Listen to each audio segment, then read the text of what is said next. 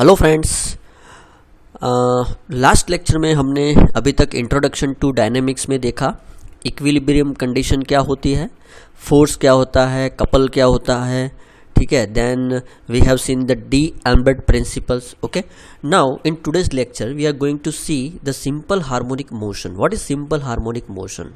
So suppose here you can see this is a point P which rotate with the uniform angular velocity. Okay, this point P that we have to assume it's rotate uniform angular velocity omega radian per second. Okay, now when it is rotate, then it's cycle like this.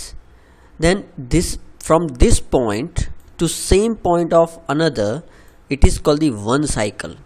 Okay, and total from mean to up and mean to down, this total is called the amplitude. Okay, and here you can see this is a pi, 2 pi. Okay, so 2 pi is almost 180 degree. Okay, then if we consider p with the position of particle after time t second, मतलब यहाँ से t second में point यहाँ तक पहुँचा है at the angle of theta, and angle turned by the particles. So now if we consider x, so we can write x is equal to r, that is OP distance, r sin theta. Okay, this is called the displacement of point P. This is the displacement of point P, x. You can see here both the figure and you can decide. Okay, so x is equal to r sin theta. Now the velocity of point P is given by v is equal to omega, that is the angular velocity, into r. Okay, so here centripetal acceleration of this point P is given by fc is equal to v square upon r, that you know. So v is equal to omega square r square upon r. So finally centripetal acceleration is equal to, we can say, omega square into r. Okay, now the component of velocity and acceleration parallel to OY axis is given by Vn is equal to V sin theta, means omega into r sin theta, and Fcn is equal to Fc sin theta, that is omega square r sin theta. So here Fcn, that is the acceleration, then omega square, and r sin theta is equal to, we can write x. Okay, that we have seen here, x is equal to r sin theta. So x is equal to r sin theta. Now by this way we can find the angular velocity is equal to under root this displacement come over here below acceleration. So under root acceleration upon displacement. So what is acceleration? That is f, and displacement, that is x. So under root f upon x. And we know the simple harmonic motion frequency f is equal to omega upon 2 pi. So omega is equal to under root acceleration upon displacement, and outside 1 upon 2 pi. So this is a basic equation for frequency. Okay, so frequency is equal to 1 upon 2 pi under root alpha upon theta. This is for the angular acceleration and angular displacement. This is a linear and okay. So here if you consider the angular acceleration alpha and angular displacement, that is theta, cycle per second or hertz. So this is the equation for the frequency. And opposite to frequency means the periodic time of motion. Okay, Tp is equal to 1 upon Fn second per cycle. Okay, so this is a periodic time and this is a frequency. Now radius of gyration of rigid body. Now let us find the radius of gyration for the rigid body. So I is equal to moment of inertia, mass moment of inertia is equal to mk square. Okay, so m is the mass of that particular rigid body and k is the radius of gyration of rigid body. So there are three methods for find out the radius of gyration of rigid body. First one is compound pendulum, second is bifilar suspension, and third one is trifilar suspension. So today we are going to see the compound pendulum, which is already asked in GTU. Okay, so compound pendulum means what? Here you can see this is a compound pendulum. It's having some weight over here. You can see like it's connecting rod, and the pivot point is here O. Okay, then mass of the connecting rod in kg, omega is the weight mg, k is the radius of gyration about an axis passing through the center of gravity.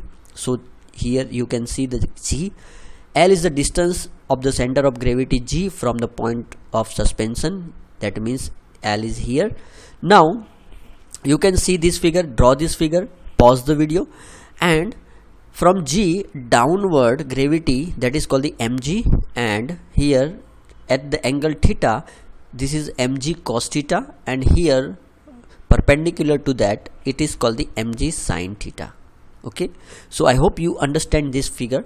Just pause the video and draw this figure, understand this figure. Now T is equal to, couple T is equal to, we can say mg sin theta into L. Here couple is produced because this is a pivot point and this is a perpendicular distance. Okay, so here couple is produced, so T is equal to mg sin theta into L, that means mg L sin theta. But theta is very small, that's for substituting sin theta is equal to theta, so mg L theta. Okay, now we know the mass moment of inertia of connecting rod about the center of gravity is Ig. Okay, about the gravity is Ig. Then mass moment of inertia of connecting rod about the axis of suspension. अगर यहाँ से count करें mass moment of inertia, then we have a parallel axis theorem, that is IO is equal to Ig plus ml square. Okay, so Ig is equal to mk square, ठीक है, regular अपना equation, plus M L square. So m common निकल जाएगा, k square plus L square होगा यहाँ पे. But torque T is equal to I0 alpha, means that is the angular acceleration here. Okay, so alpha is the angular acceleration of connecting rod, then accelerating torque is given by, so alpha is over here. Now okay, now just a second please. Okay, now on substituting this value of I0 from the equation 3, मतलब कि यहाँ पे हमें T का जो equation था वहाँ पे I0 रख दिया है और उसके बाद यहाँ पे अल्फा रख दिया है. ओके, नाउ अब हमें क्या करना है, कंपेयर करना है. यहाँ पे T हमें मिला था mgl sin थीटा, तो mgl थीटा जो हमें मिला था is equal to M K square L square into alpha. And then हमें क्या करना है, यहाँ पे ये फॉर्म पे लाना है alpha upon theta, because frequency का इक्वेशन याद करो जो अभी मैंने आपको बताया कि अल्फा अपॉन थीटा पे हमें लाना है. सो हमने वो इक्वेशन पे यहाँ पे ला दिया है. So angular acceleration upon angular displacement alpha upon theta is equal to G L upon K square plus L square. So basically हम यहाँ पे जो इक्वेशन है वो कुछ इस तरह से लिख सकते हैं. ओके, सो ये जो इक्वेशन है फ्रीक्वेंसी का, हमारा जो इक्वेशन मिलेगा that is 1/2 pi under root G L upon K square plus L square, and this equation is for the compound pendulum. Okay, so frequency का इक्वेशन जो है कंपाउंड पेंडुलम के लिए 1/2 pi under root G L upon K square plus L square cycle पर second. And same way periodic time जो रहता है opposite 1/fn means 2 pi under root K square plus L square upon G L second पर cycle. Okay, now concept of equivalent length of simple pendulum. अब यहाँ पे देखो compound pendulum and simple pendulum में difference क्या है. तो simple pendulum में क्या हम एज्यूम करते हैं कि यहाँ पे जो है स्ट्रिंग है, ठीक है, मतलब यहाँ पे कोई वेट नहीं है, सिर्फ रस्सी है, ठीक है, like this you can see here. So यहाँ पे स्ट्रिंग है और स्ट्रिंग से यहाँ पे ये जो बॉल है उसका डाउनवर्ड यहाँ पे वेट लग रहा है mg, देन यहाँ पे cos theta, mg cos theta and mg sin theta. Difference यही है कि यहाँ पे हमने g जो है वो यहाँ पे आ रहा था, ठीक है, इसीलिए mg cos थीटा यहाँ से लिया था, लेकिन यहाँ पे जो g होगा वो सेंटर में ही होगा, सो mg cos theta and mg sin theta. ठीक है, तो यहाँ पे सिंपल यहाँ पे mg sin थीटा मतलब mgl sin थीटा ये तो कॉमन इक्वेशन है. I0 is equal to M L square, तो यहाँ पे ऑलमोस्ट सब इक्वेशन कॉमन है. सिर्फ यहाँ पे क्या आएगा, यहाँ पे जो I0 अल्फा था ना वहाँ पे एम एल स्क्वायर ही रहेगा. और आगे क्या लिया था हमने, आगे हमने लिया था I0 अल्फा जो था वो हमने लिया था M K square plus L square, क्योंकि रेडियस ऑफ गायरेशन वहाँ पे लग रहा था. ठीक है, सो यहाँ पे सिर्फ आएगा एम एल स्क्वायर, इतना ही डिफरेंस है. तो यहाँ पे हम कंपेयर करेंगे M G L theta is equal to M L square alpha. So यहाँ पे जो आएगा फ्रीक्वेंसी का equation that is 1/2 pi under root G upon L. Okay, so opposite of frequency that is the periodic time 1/fn is equal to 2 pi under root L upon G. तो ये जो question है ना वो MCQ में या आप कहीं पे भी एग्जाम में आपको सॉल्यूशन में ये बहुत ही इंपॉर्टेंट है कि सपोज कंपाउंड पेंडुलम है then what is the frequency, what is the periodic time, and suppose यहाँ पे स्ट्रिंग है यानी कि सिंपल पेंडुलम है then what is frequency and what is periodic time. So friends यहाँ पे डिफरेंस दिया हुआ है, ठीक है, दोनों का, एंड इक्विवेलेंट लेंथ जो है वो हमें फाइंड करना है। तो अब हमने क्या किया, यहाँ पे compound pendulum and then here it is a simple pendulum. If we compare this and find out the equivalent length, this is the equivalent length. Okay, so this equivalent length LE is equal to k square upon L plus L. Okay, the length of equivalent simple pendulum is given by the comparing the frequency equation of compound pendulum and simple pendulum. Okay, so we find this.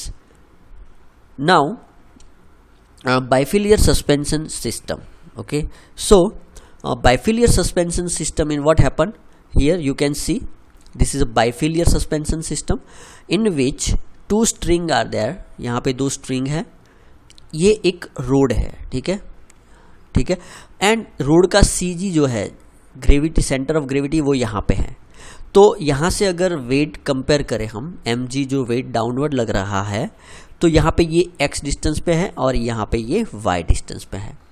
अब क्या करना है, ये string जो है यहाँ पे अगर हम इसको टिल्ट करते हैं at particular angle theta, okay, at particular angle theta, अब हम इसको टिल्ट करते हैं देन यहाँ पे फिर उसको छोड़ देना है, तो ये क्या होगा, इस तरह से वाइब्रेट होगा, ठीक है, इस तरह से ऑसिलेट होगा, इस तरह से। ओके, सो यहाँ पे ये जो स्ट्रिंग है वो कुछ इस तरह से ऑसिलेट होगी। ओके, आपको होप आपको समझ में आ रहा होगा। सो यहाँ पे आप पॉज कीजिए और ये पूरी जो फिगर है, ठीक है, वो आप पहले ड्रॉ कर लीजिए। देन यहाँ पे जो ये एंगल है, ठीक है, यहाँ पे टिल्ट किया तो ये टिल्ट एंगल थीटा है और यहाँ वर्टिकल से एंगल है फाई ए एंड यहाँ पे है phi B. Okay, so ultimately यहाँ पे टेंशन ए, टेंशन बी, ठीक है। सो यहाँ पे बाइफिलियर सस्पेंशन सिस्टम में यहाँ पे ये सब दिया हुआ है, nomenclatures, mass of rigid body AB, then K is the radius of gyration, length of the string, यहाँ पे जो स्ट्रिंग की लेंथ है वो L ये दी है, ठीक है। Now x that is the distance of A from point G, y is the distance of B from point G, ठीक है, x और y, तो G से यहाँ पे A का डिस्टेंस और B का distance. Now theta you know, phi A phi B, जैसे मैंने बताया angular acceleration of the rigid body. So यहाँ पे हमें कंपेयर करना है टेकिंग मोमेंट अबाउट बी। हमें क्या करना है, सबसे पहले टेकिंग मोमेंट अबाउट बी से हम जब मोमेंट ले रहे हैं तो यहाँ पे ये जो है वो इस तरह से एंटी क्लॉकवाइज जाएगा और यहाँ पे, ठीक है, तो यहाँ पे देखो TA x प्लस वाई, यानी कि यहाँ पे TA जो है हमारा वो इस तरह से अपवर्ड जा रहा है, तो that is TA into X plus Y, and यहाँ पे mg इंटू वाई जो ग्रेविटी है CG वहाँ से डाउनवर्ड जा रहा है। सो अपोजिट डायरेक्शन होने की वजह से यहाँ पे TA लिया है। सेम वे यहाँ पे टेकिंग मोमेंट अबाउट A, आप फिर से यहाँ पे देखिए टेकिंग मोमेंट अबाउट A कीजिए, सेम टू सेम आएगा यहाँ पे TB x plus Y mg into X, ठीक है, वाइस वर्सा हो जाएगा यहाँ पे। सो TB यहाँ पे मिल गया है।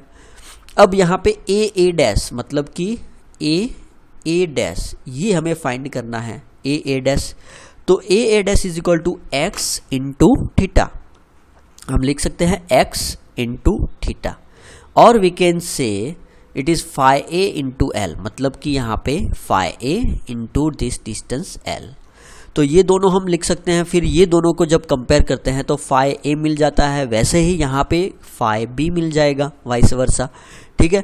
सो TAH मतलब tension at A in a horizontal plane acting normal A dash B dash at the A dash.